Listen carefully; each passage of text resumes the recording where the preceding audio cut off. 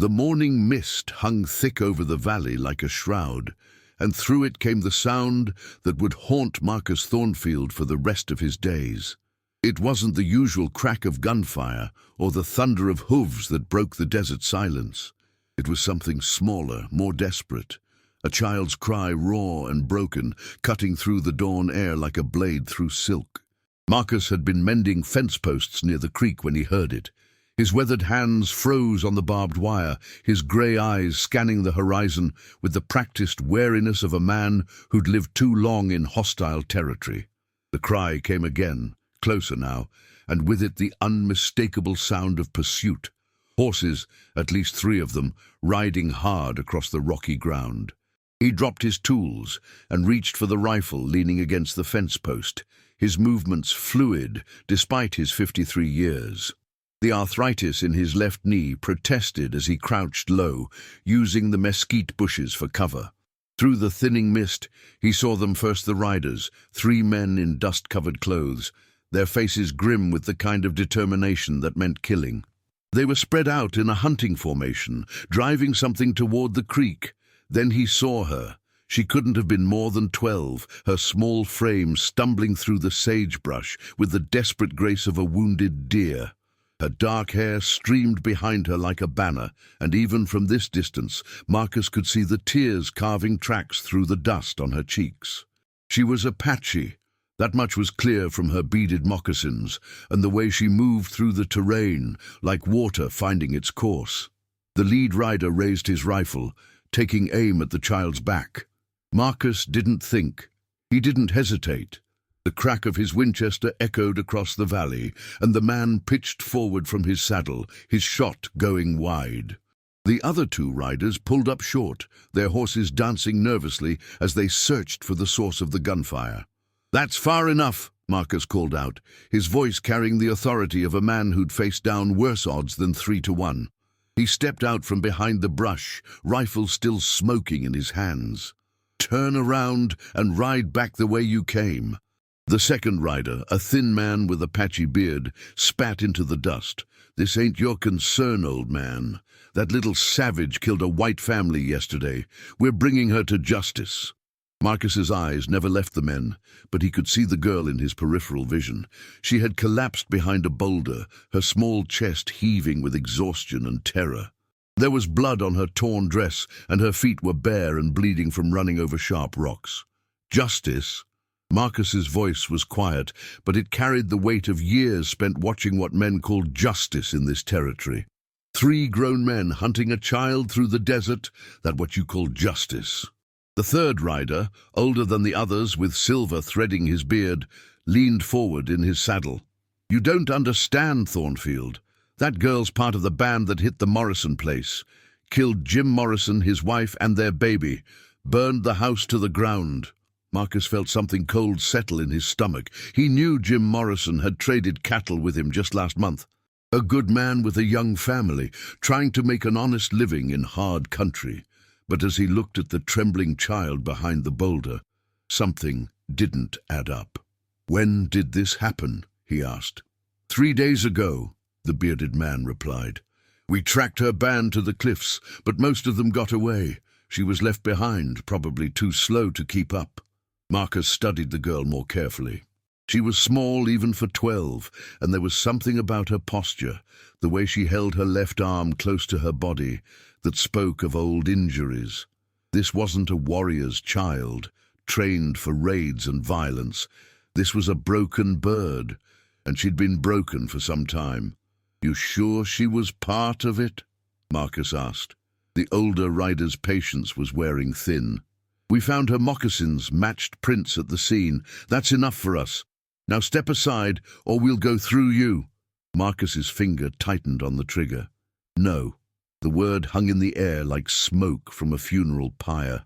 The 3 riders exchanged glances, weighing their options. They knew Marcus Thornfield's reputation. He'd been a cavalry scout before settling in the valley, and his aim was legendary. But 3 against 1 were still good odds, especially with an old man. It was the bearded rider who made the first move, going for his sidearm with the quick draw of a practiced gunfighter. Marcus's rifle spoke again, and the man tumbled backward over his horse's rump, clutching his shoulder. The older rider cursed and spurred his horse forward, but Marcus had already worked the lever action, chambering another round. "Next one's for keeps," he warned. The remaining riders saw the cold certainty in his eyes and thought better of their chances. They collected their wounded companion and rode off with promises of return and retribution. Marcus watched them disappear into the heat shimmer before turning his attention to the girl. She was watching him with dark eyes that held too much knowledge for her age. When he approached, she flinched and pressed herself deeper into the rocky shelter. Marcus stopped several feet away and slowly set his rifle aside. "Easy now," he said, his voice gentle as winter rain. "I'm not going to hurt you." She didn't respond, but her breathing began to slow. Marcus noticed the way she favored her left arm, the careful way she positioned herself to protect old injuries. This child had been hurt before, hurt badly, and it hadn't been by accident. "You speak English?" he asked. A slight nod, so small he might have imagined it. "You hungry?" Another nod, this one more definite. Marcus stood slowly, telegraphing his movements so she wouldn't startle. "I've got food back at the house. Beans and cornbread. Some milk, if you want it."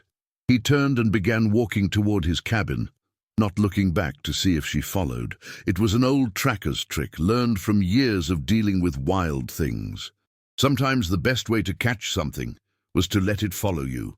His boots crunched on the gravel path, and after a moment he heard the whisper of bare feet behind him. She was following at a distance, ready to bolt at the first sign of threat, but she was following. That was something. The cabin sat in a grove of cottonwoods near the creek, its log walls weathered silver by decades of sun and wind. Marcus had built it himself after leaving the cavalry, every board and nail chosen with care. It was a simple place, but it was honest, and it was home. He climbed the porch steps and pushed open the door, leaving it wide behind him. The girl stopped at the bottom of the steps, her eyes darting from the open door to the surrounding trees, calculating escape routes. Marcus busied himself at the stove, ladling beans into a bowl and cutting thick slices of cornbread. "There's water in the basin if you want to wash," he said, without turning around. "Soap's on the shelf." When he finally looked back, she was standing in the doorway, silhouetted against the morning light. She was even smaller than he'd thought, her dress hanging loose on her thin frame. The blood on the fabric wasn't fresh, he realized. It was old, dark stains that spoke of wounds that had healed without proper care. Marcus set the bowl of food on the table and stepped back. "Go ahead." "It's all yours." She entered the cabin like a wild animal entering a trap, every sense alert for danger. But hunger won out over caution, and she fell on the food with the desperate efficiency of someone who'd learned not to waste opportunities. Marcus watched her eat, noting the way she glanced up between bites, the way she positioned herself near the door. "What's your name?" he asked when she'd finished. She looked at him for a long moment, as if weighing the value of the information. "Aiyana," she whispered, her voice like wind through dry grass. "Aiyana," Marcus repeated, tasting the unfamiliar syllables. "That's a pretty name. What's it mean?" "Forever flowering," she said, then added with bitter irony that no child should possess, though nothing flowers long in the desert. Marcus felt something twist in his chest. This girl had been hurt in ways that went beyond physical violence. Someone had broken her spirit, taught her that beauty was temporary and hope was a luxury she couldn't afford. "You're safe here," he said. "I give you my word." She studied his face, searching for deception, for the hidden cruelty that adults so often masked with kindness. Whatever she saw there seemed to satisfy her, because she nodded slightly and allowed herself to relax by degrees. The days that followed fell into a careful rhythm. Marcus gave her the small bedroom that had once belonged to his nephew, a boy who died of fever 5 years past. Aiyana accepted the space, but slept on the floor, finding the soft bed too alien after years of hard ground. She ate the food he provided, but never asked for more, never complained when supplies ran low. Marcus found himself watching her when he thought she wasn't looking. The way she moved through the cabin like a shadow, never disturbing anything, never taking up more space than absolutely necessary. She'd learned to make herself invisible, and it broke his heart to see such hard-won survival skills in someone so young. It was 3 days before she spoke again, and when she did, it was to ask about the horses. "The brown one," she said, pointing through the window at Marcus's mare. "She's in pain." Marcus looked where she was pointing.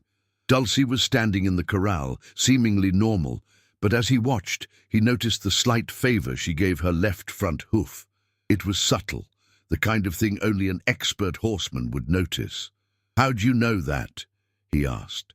"She tells me," Aiyana said simply. Marcus studied the girl's face, looking for signs of jest or deception. He found neither. "You want to take a look at her?" Aiyana nodded, and together they walked to the corral. The mare approached cautiously, snorting softly at the unfamiliar scent of the Apache girl. But Aiyana made a soft clicking sound with her tongue, and Dulcie's ears pricked forward with interest. "Easy, grandmother," Aiyana whispered, using the Apache term of respect for an elder mare. "Let me see what hurts." She moved with the fluid grace of someone who'd been raised around horses, her hands gentle but confident as she examined the mare's leg. Marcus watched in fascination as she found the small stone lodged in the hoof, a pebble so tiny he would have missed it in his own examination. "There," she said, working the stone free with practiced ease. "Better now." Dulcie whickered softly and nuzzled the girl's shoulder in gratitude. Marcus felt something shift in his chest, a recognition of skill and gentleness that transcended the barriers of race and culture. "Where'd you learn to do that?" he asked. Aiyana's face clouded. "My grandfather. He was keeper of the horses for our band. He taught me the old ways, the songs that horses understand." She paused. Before the soldiers came, Marcus didn't press for details.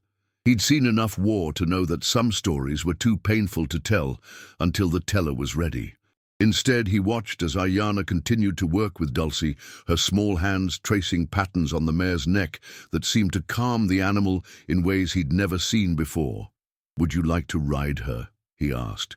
Aiyana's eyes widened. I cannot. I am not worthy." The words hit Marcus like a physical blow. Someone had convinced this child that she was unworthy of simple pleasures, that her very existence was a burden to be endured rather than a life to be lived.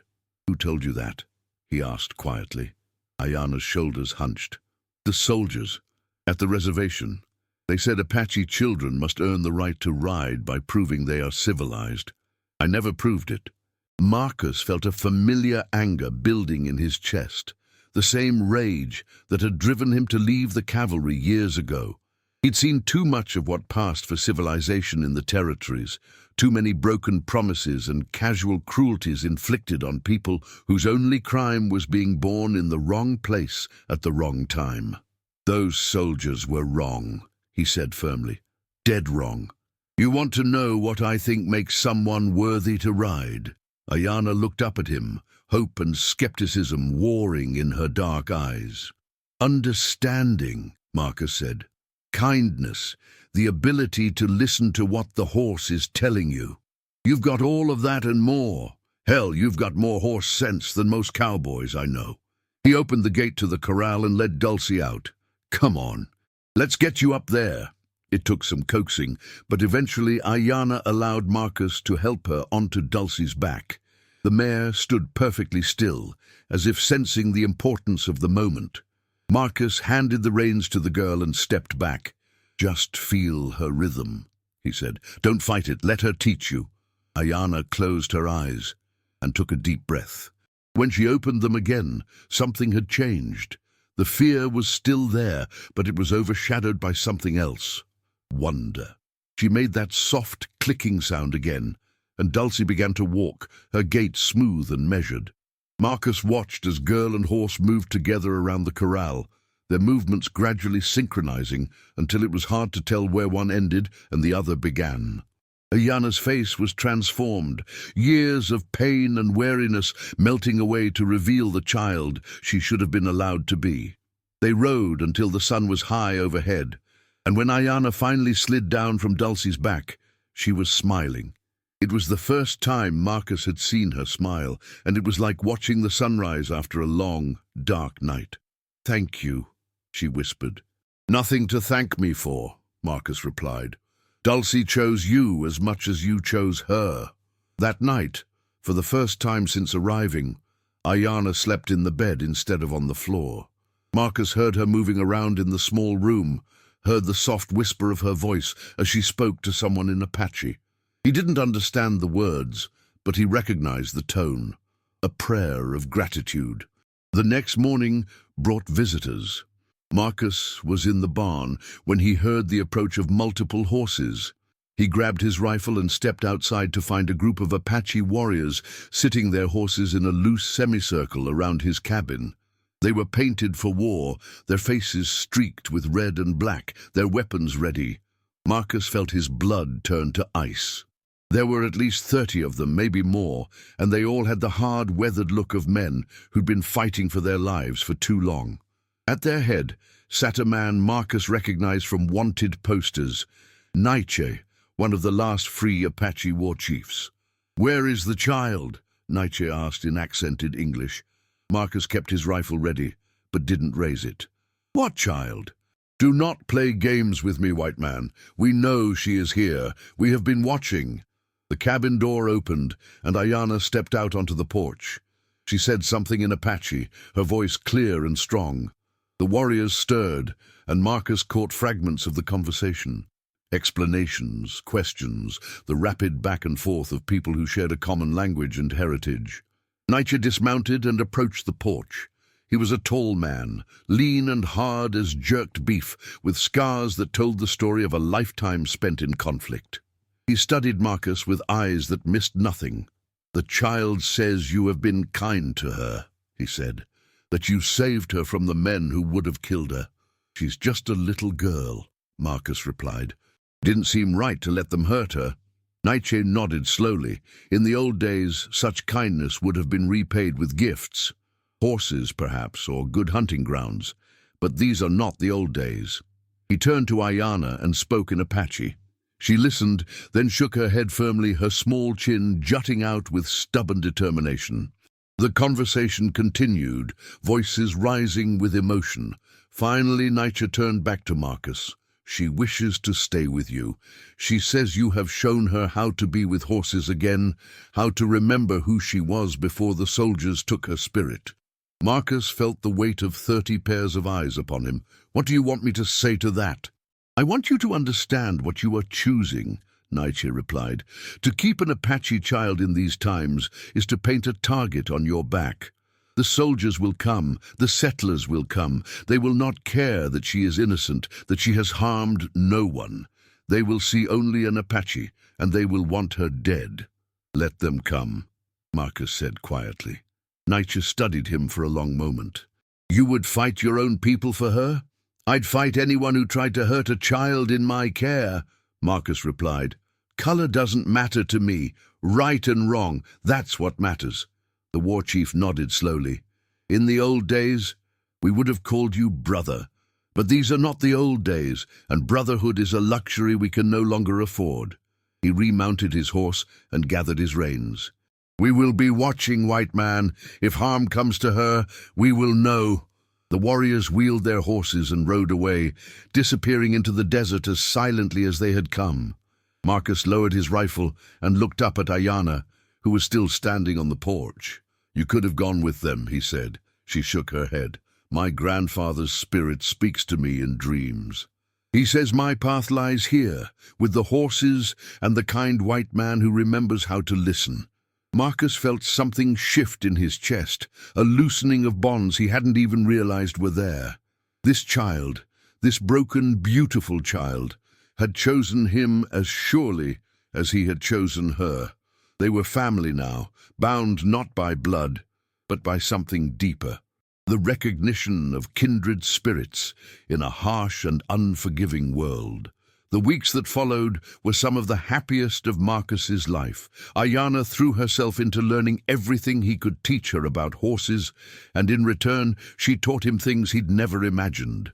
She showed him how to read the subtle signs of a horse's mood, how to communicate without words, how to move with the animals instead of against them. Under her gentle guidance, his small herd flourished. The horses were calmer, healthier, more responsive to training. Word began to spread among the neighboring ranches about the quality of Marcus Thornfield's horses, and for the first time in years, he found himself with more business than he could handle. But beneath the surface happiness, tension was building.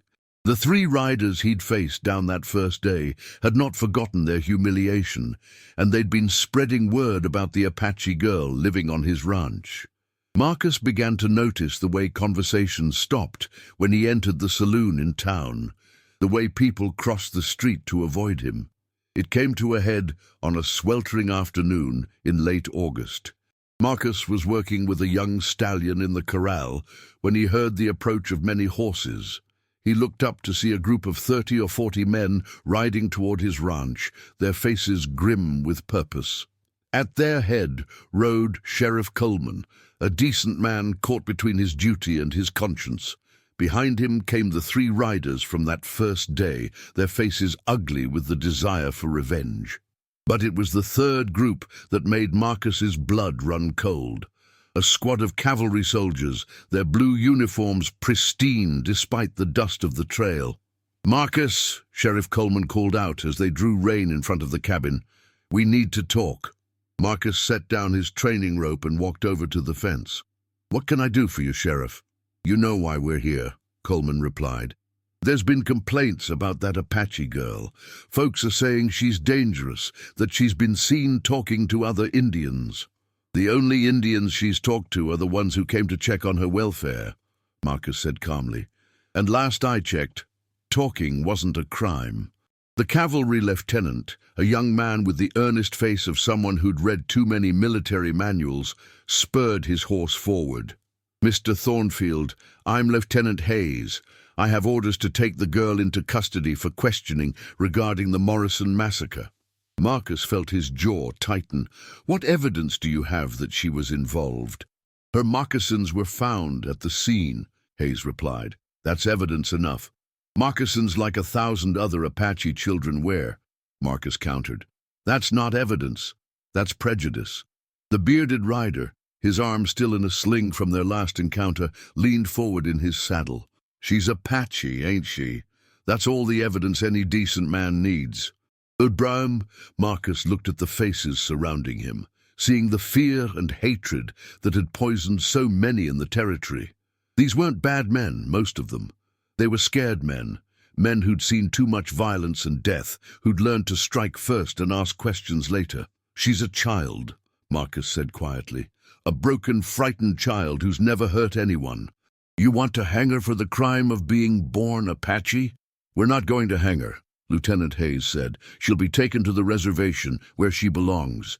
Marcus had seen the reservations. He'd seen what passed for care and protection in those places.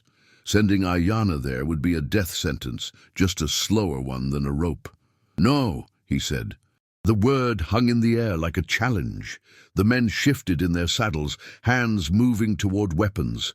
Marcus stood alone against 40, and they all knew it. "You're outnumbered, Thornfield," Sheriff Coleman said quietly. "Don't make this harder than it has to be." "Then you'll have to go through me," Marcus replied. It was then that the sound came from the desert behind them, a sound that made every man there freeze in his saddle. It was the war cry of the Apache, rising from 100 throats, echoing off the canyon walls like the voice of the desert itself. They appeared on the ridges around the ranch, like ghosts materializing from the rocks. Apache warriors, more than Marcus had ever seen in one place, their weapons glinting in the afternoon sun. They made no move to attack, but their message was clear. They were watching, and they were ready. Lieutenant Hayes's face went pale. "How many are there?" "Enough!" came a voice from the porch.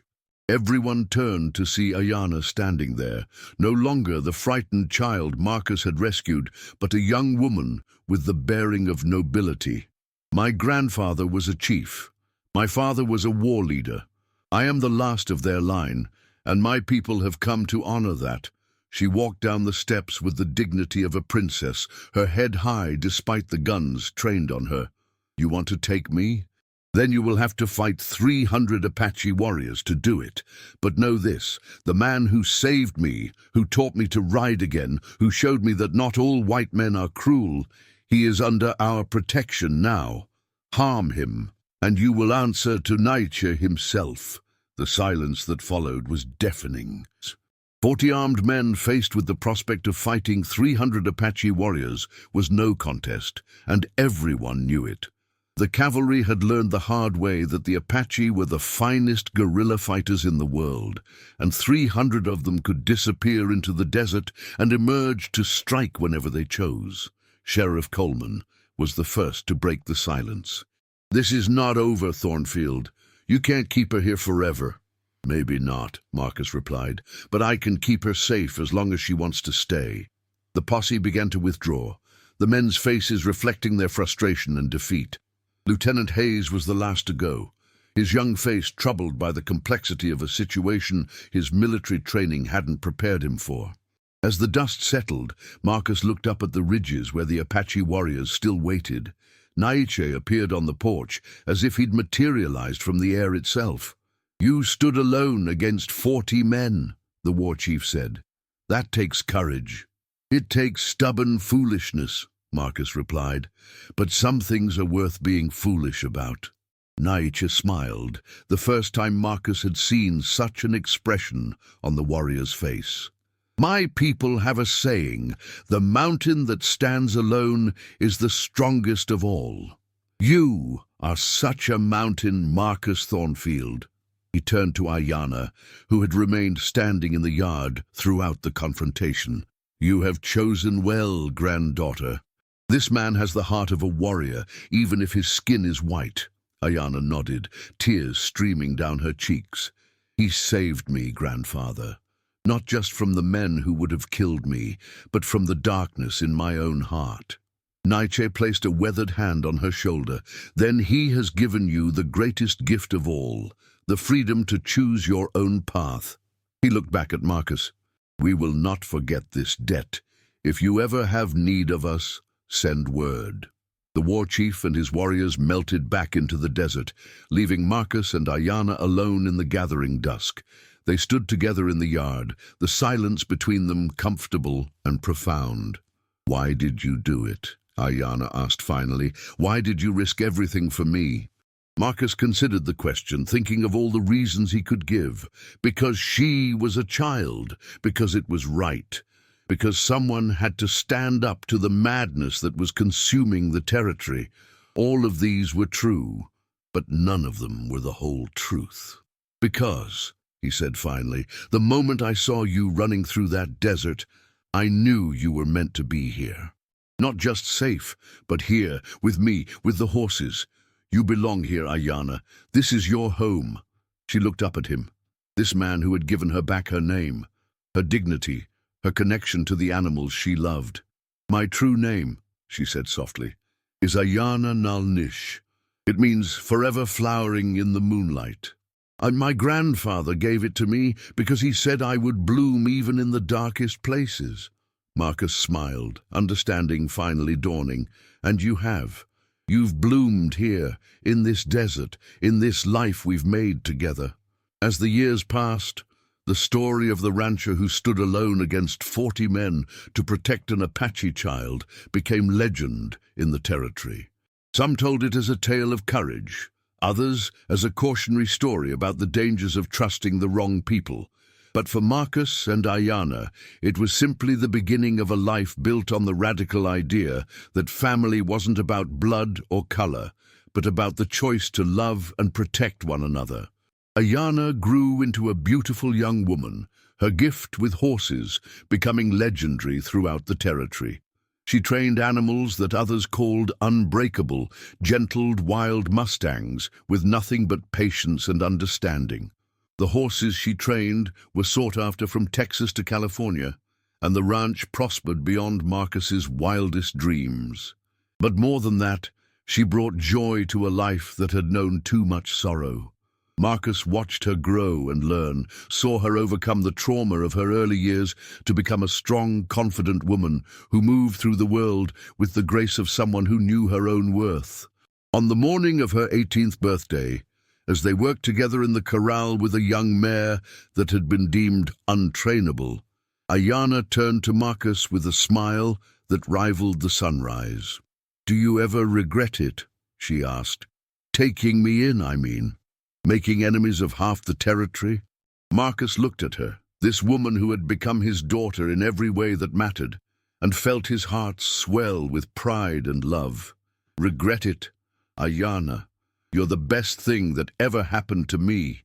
You saved my life just as much as I saved yours." She laughed, the sound like water over stones, and returned to her work with the mare. As Marcus watched her, he thought about that day, so many years ago, when he'd first heard her cry in the desert. He'd thought he was rescuing a child, but in truth, she had rescued him from a life of loneliness and regret. And somewhere in the hills, he knew, the Apache warriors still watched over them both, guardians of a bond that had transcended race and hatred to become something beautiful and enduring. The desert had taught them all that in the harshest places, the most unexpected flowers could bloom, and that sometimes the strongest families were the ones we chose for ourselves. The sun set over the ranch as it had for countless years, painting the sky in shades of gold and crimson, and in the corral, a man and his daughter worked together with the horses they both loved. Their laughter carried on the desert wind like a promise that some things, some bonds, would endure forever.